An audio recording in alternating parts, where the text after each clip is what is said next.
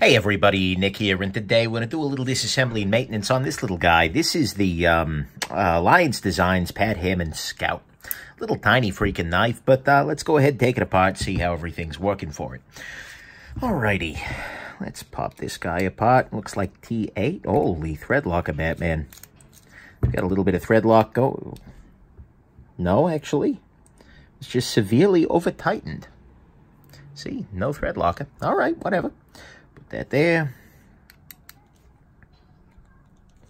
Oh boy.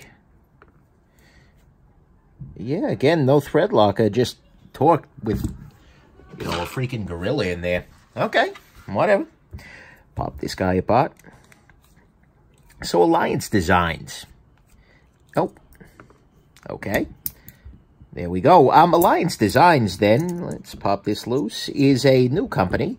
Or at least relatively new to the EDC world, and I hadn't really, handled any of this stuff until Blade Show. They had reached out to me, said, hey, Nick, do we want to send you anything? But I knew I was going to Blade, and, I'm always a little reluctant to take freebies, generally speaking, from companies where I don't know that the work is good. Because although I always reserve the right to send something back if it's utter trash, I don't even want to do that. It's always a little bit awkward. I want to make sure that, when I take something on for review, it's not going to be a waste of my time, it's not going to be a waste of theirs, and that the people I'm working with, ideally, are good, honorable folks. Those things are always important to me, right? And so I told them, they said, okay, well, then, cool, I'll be at Blade Show. I'll stop by your booth. We'll see what you got going on there. And they indeed actually had some very nice stuff there. They had some designs I'm not as much a fan of, but those were more on the designs, not the construction. And so I'm very happy to see that these, some of their stuff is actually being made quite well, because that's important, But anyways, so this is one of the first of the, and then when I got home from Blade Show, I, reached out to the guy again. I said, hey, nice meeting you. Can I get one of those scouts? And then the Laconico baby bear, or angry baby bear, or whatever the heck. There's a bear involved. It's a sign of some variety or another. I forget the exact configuration of said bear. But anyways, could I get, those check out? And so here they are. But nevertheless, that's kind of the story here, and that's why you haven't seen an Alliance on my channel here before. So yeah, that's what's going on here. By the way, sorry if you're hearing random, screaming in the background there.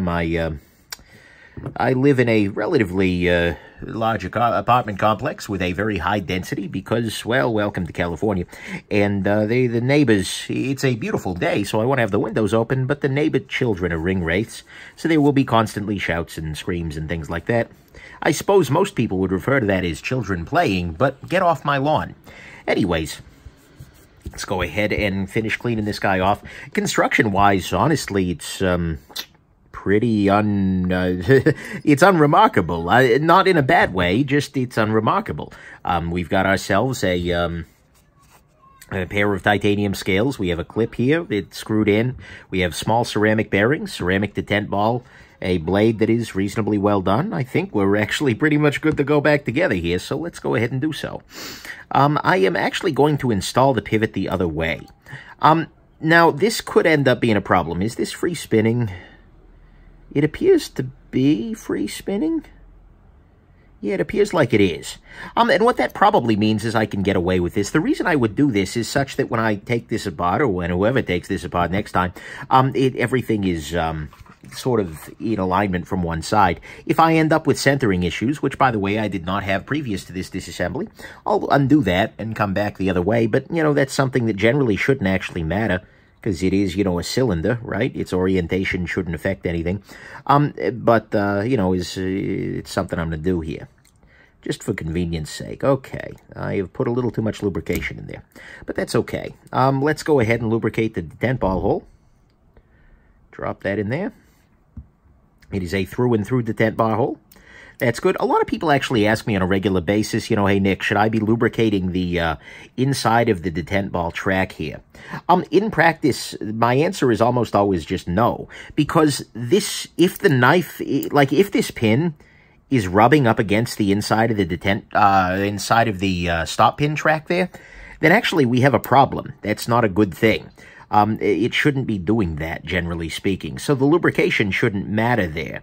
And if it does matter, that's generally a sign of trouble. So, won't even bother doing that. But anyways, there we go. Okay. Anything else? One thing to note is that these standoffs are not shouldered.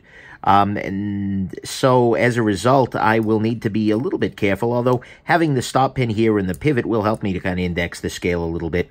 But I just need to be careful as I'm reassembling this guy that I do so with everything in the proper orientation, so to speak.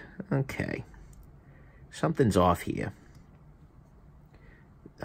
Is that out of alignment here? There's something out of whack in my whole affair. Oh, no, I think I'm getting back closer into whack. And these seem to be well aligned. Okay, so what I'm going to go ahead and do is I'll start off, and by the way, T8 for all of the hardware, which is nice. I will not argue with that at all. So we'll go ahead and pop this in here, put a little Loctite on there. And I'm just going to start off by loosely tightening, if you will. I'll pop loose the lock bar there. And so now that's sort of, it's not tight, but it's a little tighter. Then what I'll go ahead and do is install these back screws.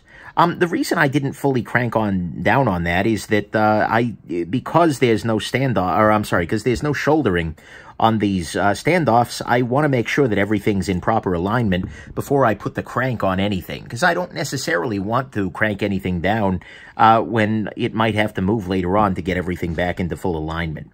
I don't think that's going to be a major issue, but, you know, let's just make sure. And if you're, like I said, if you're ever if you're screwing something in or unscrewing something in and you're needing to use a lot of force, that's not a good sign generally. That means something might be a little out of whack. Okay. Oh, that's better. No blade play. We are, if not dead-centered, we are certainly gravely ill-centered.